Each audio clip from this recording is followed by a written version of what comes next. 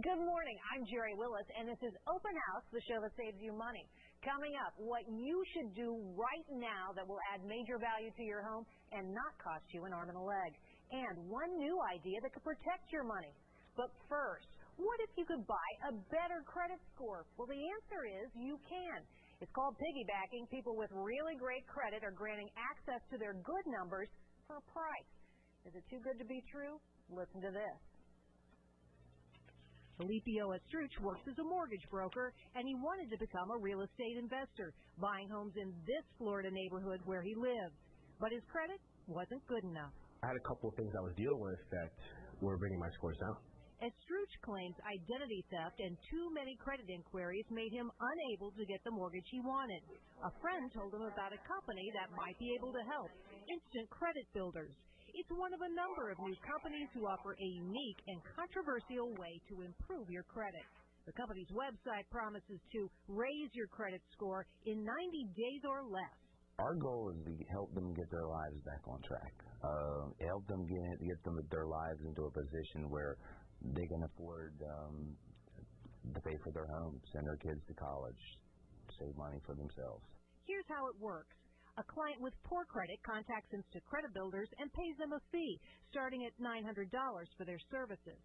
ICB gives part of the money, an average of $150, to a cooperating person who has good credit, a credit card or a line of credit that has been open for a long time, with a history of on-time payment. The person with good credit adds the person with poor credit as an authorized user on the account.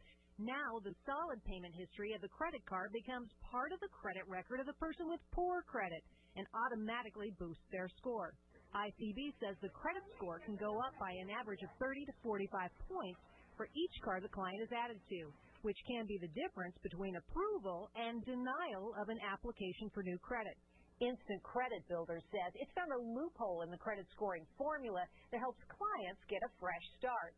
But the lending industry says it's not a loophole, it's illegal. The biggest problem is it's fraud. It's putting people into credit grades that they do not deserve, often giving people access to mortgage credit who would not have access at all. And while the Federal Trade Commission would not comment on ICB in particular, it indicated a company engaging in this business could be violating the Federal Credit Repair Organizations Act. ICB says it's not breaking any laws. Fair Isaac, the company that developed the FICO credit score, says it will stop letting such users get a boost from the main user's credit cards. ICB says it will continue to find ways around the credit scoring rules so it can help its clients. And Alipio Estruch is so happy with the company, he hopes to someday work for them. Joining us now are John Coates of Instant Credit Builders and Bob Moulton of Americana Mortgage. Welcome to you both. Now, before we get started, I just have to show you some numbers we came up with so you can see why people would want to do this. For example, let's take somebody who had an original credit score of 580, not a good score. Okay, let's say they wanted to have maybe 180 extra points, a new credit score of 760, that they're willing to pay $3,000 to get to a firm like Instant Credit Builders. Now, if they were getting a $300,000 mortgage, each and every month they would save $541 on that mortgage because of their better credit score. That means that this would pay for itself in approximately 6 months. Now, John, I want you to tell me, what's wrong with this picture? This sounds too good to be true. Well, it sounds too good to be true because we're finally able to throw the American people a rope to help them climb out of the hole, basically the hole that they were thrown into, through terrible practices like subprime lending, predatory lending practices. When we look at the facts, there's 250,000 homes that are in pre-foreclosure right now in our country. This is literally a disaster on the scale of Katrina. All right, John, so you're saying that your program will actually help people out, will help them get the credit that they need and deserve. Boy, Bob, I bet you've got some objections. I see a couple problems here, Jerry. The first problem I see is that these people are buying credit scores. And historically, we always underwrite files based on that person's ability to make payments on car loans, student loans, mortgages, and credit cards.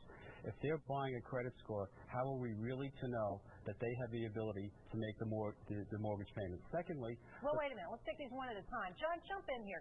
So what's the, come on. I mean, the bankers don't know what they're dealing with. It's a black box for them. People are buying scores. They don't know if they're good risks or poor risks. But see, this is nothing new. It's been under the umbrella of creative financing for decades now. What do you mean? People have been adding people as authorized users. Mainly it was head mortgage lending professionals that would help clients get into their homes. Or John, mom and dad did it for the kids. So what do you say to that, Bob, that, come on, this kind of practice has been going on for a while? Well, mom and dad helping the kids or a spouse or helping a significant other is one story in itself. These are people who are buying other people's credit card history, and they may not even know that borrower. They have no relationship with that particular person. That person is doing it for the money, and the person who is trying to help his credit score is trying to help something that he hasn't paid on time. And if credit isn't paid because of medical, marital, or job loss, that's one thing that we understand. But going out and buying a credit score and having underwriters look at that credit score that's not theirs, I think, is a potential problem, increasing the problem that we've already seen in subprime. So, John, you got to tell me here, is there any risk that somebody's going to steal my identity, whether I'm the person buying the credit score or the one selling it?